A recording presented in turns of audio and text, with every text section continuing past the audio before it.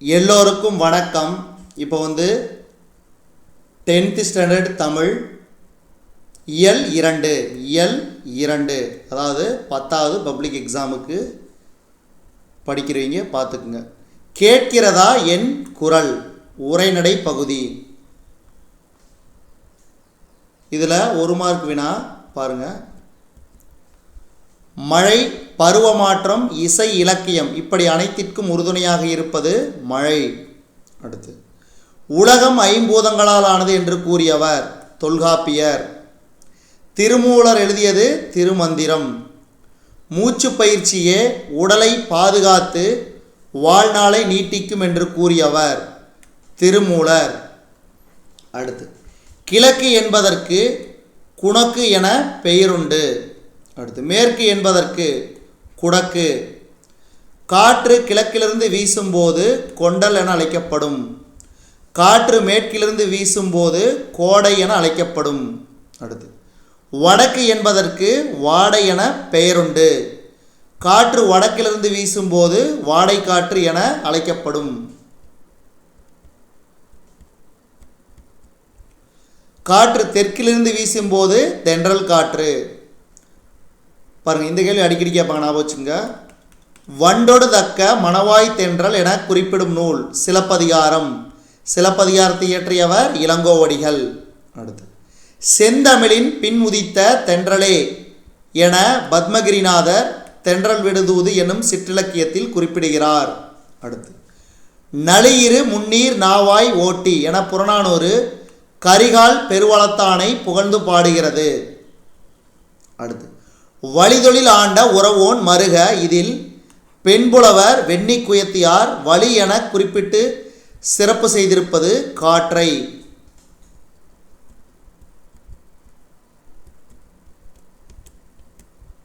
அடுத்து, பருவக்காற்றின் உதவியால் நடுக்கடல் வழியாக முசிறி துறைமுகத்துக்கு நேரே விரைவில் பயணம் செய்யும் புதிய வழியை கண்டுபிடித்தவர் ஹிப்பாலஸ். தென்மேற்கு பருவக்காற்று வீசும் மாதம் ஜூன் முதல் செப்டம்பர். வடகிழக்கு பருவக்காற்று அக்டோபர் முதல் டிசம்பர் வரை. இந்தியாவிற்கு மழை பொழிவை தரும் காற்று வடகிழக்கு பருவக்காற்று. இந்தியாவிற்கு தேவையான 70 விழுக்காடு மழை தென்மேற்கு பருவக்காற்றால் கிடைக்கிறது. வளிமிகின் வழியில்லை என புறநானூற்றில் ஐயூர் முடவனார் சிறப்பித்துள்ளார். தாவரங்களின் ஒளிச்சேர்க்கைக்கும் உணவு உற்பத்திக்கும் கூட காற்று உதவுகிறது.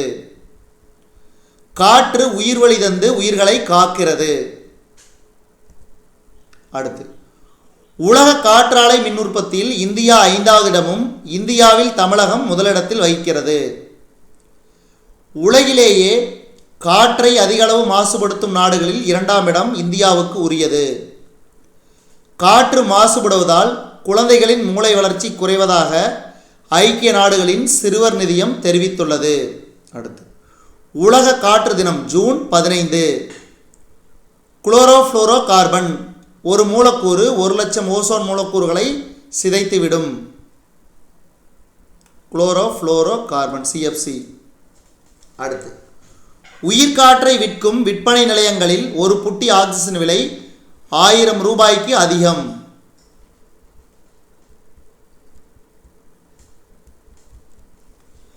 காற்று இன்றி 5 நிமிடம் உயிர் வாழ முடியாது. மழை பெய்யும் கந்தக di oxide nitrogen di oxide நீரில் கரைவதால் அமில மழை பெய்கிறது. அடுத்து, வினாக்கள். இதில் உள்ள வினாக்கள் பாருங்க. வாயுதாரணை எனும் அதிகாரத்தில் அவ்வை வாயுவின் சிறப்பை எங்கனம் எடுத்துரைக்கிறார். இது பக்கம் 27 இருக்குது.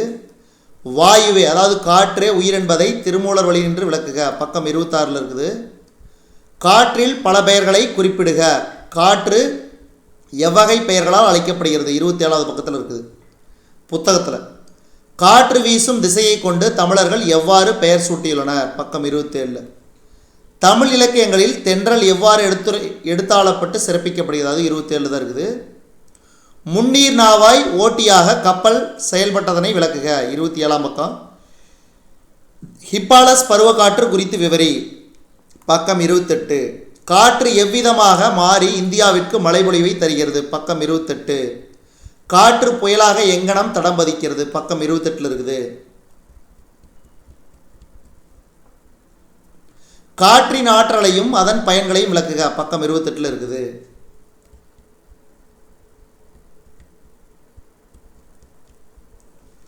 மனிதர்களால் காற்று எவ்விதம் மாசடைகிறது? மரம் தரும் வரம் காற்று, விளக்குக.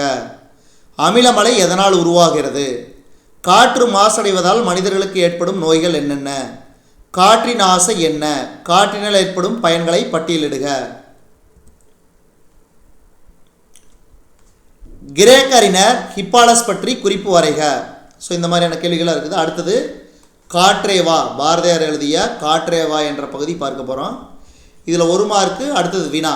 வினா பகுதி நம்ம எந்த பக்கத்தில் இருக்குதுன்னு கொடுத்துருக்குறோம். அதை புத்தகத்தை எடுத்து வச்சு படிச்சுக்குங்க. இப்போ ஒரு மதிப்பெண் வினாக்கள். நீடுதுயில் நீக்க பாடி வந்த நிலா, சிந்துக்கு தந்தை என்றெல்லாம் பாராட்ட பெற்றவர் பாரதியார். பாட்டுக்கொரு புலவன் பாரதி. பாரதி கவிதை தொகுப்பில் உள்ள காற்று எனும் தலைப்பிலான வசன கவிதை இடம்பெற்றுள்ளது. வசன கவிதை தமிழில் பாரதியாரால் அறிமுகப்படுத்தப்பட்டது. புதுக்கவிதை உருவாக காரணமாக அமைந்தது பாரதியின் வசன கவிதை. உரைநடையையும் கவிதையும் இணைந்து யாப்பு கட்டுகளுக்கு அப்பாற்பட்டு உருவாக்கப்படுவது வசன கவிதை. அடுத்து பிராண உயிர் வழி ரசம் என்பதன் பொருள். பிராணரசம்னா உயிர் வழி. பாரதியின் கவிதை நூல்கள் பாப்பா பாட்டு, பாஞ்சாலி சபதம். பாரதியார் இந்தியா, சுதேசமித்திரன் முதலிய இதழ்களில் ஆசிரியராக பணியாற்றினார். பாரதி எட்டயபுரத்தில் சின்னச்சாமி இலக்குமி அம்மையாருக்கு மகனாக பிறந்தார். அடுத்து வினாக்கள். பாரதியார் காற்றை எவ்வாறு வா என அழைக்கிறார்? பாரதியார் காற்றை எப்படி வீசும்படி கூறுகிறார்? பாரதியார் பற்றி சிறுகுறிப்பு. பாரதியார் எழுதிய கவிதை நூல்கள். வசன கவிதையின் முன்னோடி யார், ஏன்? வசன கவிதை என்றால் என்ன? அடுத்து முல்லைப்பாட்டு. முல்லைப்பாட்டு எழுதுனது யாரு? நப்பூதனார். முதல்ல 1 மதிப்பெண் பார்த்துருவோம். அரும்பு என்பதன் பொருள் மொட்டு. கோவலர் என்பதன் பொருள் இடையர். பெண்டிர் என்பதன் பொருள் மகளிர். இயற்கையோடு இயைந்து வாழ்ந்தவர்கள் தமிழர்கள். மழையின் சீற்றம் இயல்பு வாழ்வில் ஏற்படும் மாற்றங்களை சங்க இலக்கியம் படம் பிடித்து காட்டுகிறது. அடுத்து திருமாலுக்கு நீர் வார்த்து தந்த மன்னன் மாவழி. முல்லைப்பாட்டின் ஆசிரியர் நப்பூதனார். முல்லை நிலப்பகுதி காடும் காடு சார்ந்த இடமும். முல்லை திணையின் சிறுபொழுது மாலை. முல்லை திணையின் பெருபொழுது கார்காலம்.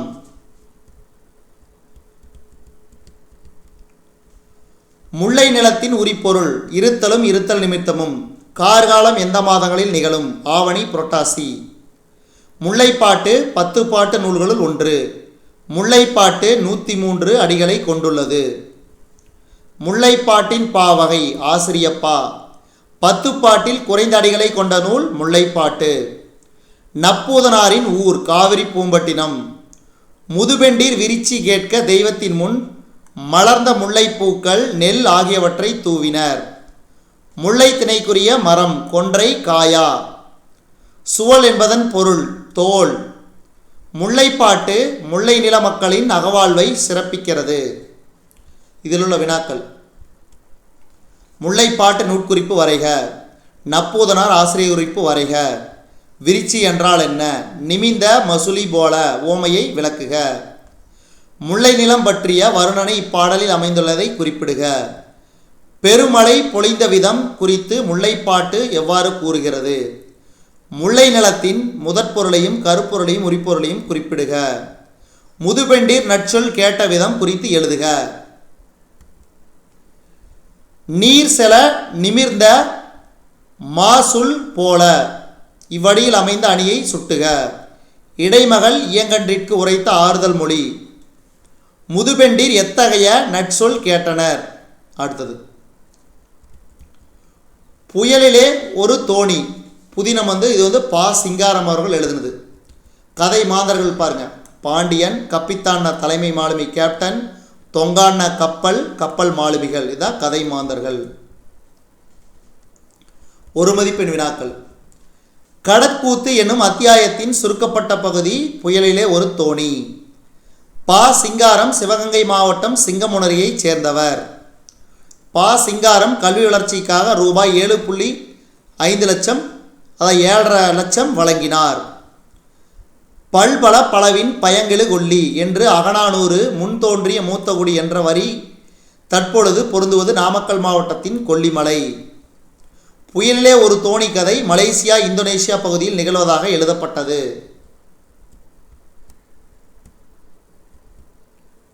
அடுத்து தொகைநிலை தொடர்கள். ஒரு மதிப்பெண். சொற்கள் பல தொடர்ந்து நின்று பொருள் தருவது சொற்றொடர். சொற்றொடரை தொடர் என்றும் வழங்கலாம். தொகைநிலை தொடர் 6 வகைப்படும். அதாவது உவமைக்கும் உவமையத்துக்கும் இடையில் உவம உருபு மறைந்து வருவது உவமை தொகை. இரு சொற்களுக்கும் இடையே மறைந்து வந்தால் அது உம்மை தொகை. கதவு திற இரு சொற்களுக்கு நடுவில் ஐ என்னும் உருபு மறைந்து வந்துள்ளது. கண்ணன் ஓவியம் இரு சொற்களுக்கு நடுவில் கண்ணனின் ஓவியம் என்னும் உவம உருபு மறைந்து வந்துள்ளது. கோவில் அரசனால் ஆள், அப்ப இது 3ஆம் வேற்றுமை. தாய் தந்தை விகுதி மறைந்து வந்துள்ளது உம்மை தொகை. செங்கதிர் செம்மை கூட்டல் கதிர் பண்புத்தொகை. வளர்பிறை முக்காலத்தை உணர்த்தினால் அது வினைத்தொகை. பொற்கொடி அன்மொழி தொகை. மல்லிகைப்பூ இருபெயரொட்டு பண்புத்தொகை. கயல்விழி பாதமலர் உவமை தொகை. சிலப்பதிகாரம் கம்பராமாயணம் என்பது 3ஆம் வேற்றுமை உருவும் பயனும் உடன் தொக்க தொகை. அடுத்து வினாக்கள். தொடர் என்றால் என்ன? தொகைநிலை தொடர் என்றால் என்ன? சான்று கூறுக. தொகைநிலை தொடர் எத்தனை வகைப்படும்? அவை யாவை? வேற்றுமை தொகையை சான்றுடன் விவரி. வினைத்தொகை என்றால் என்ன? சான்று தருக. பண்பு தொகையை சான்றுடன் விளக்கி எழுதுக. இருபெயரொட்டு பண்பு தொகையை சான்றுடன் விளக்குக. உவமை தொகையை சான்றுடன் விளக்குக. உம்மை தொகையை சான்றுடன் விளக்குக. அன்மொழி தொகையை சான்றுடன் விளக்குக. வினைத்தொகை எவ்வாறு அமையும்? உருபும் உடன்தொக்க தொகையை விளக்குக. அயலக்கடல் வருபுணல் எவ்வகை தொகை விளக்குக.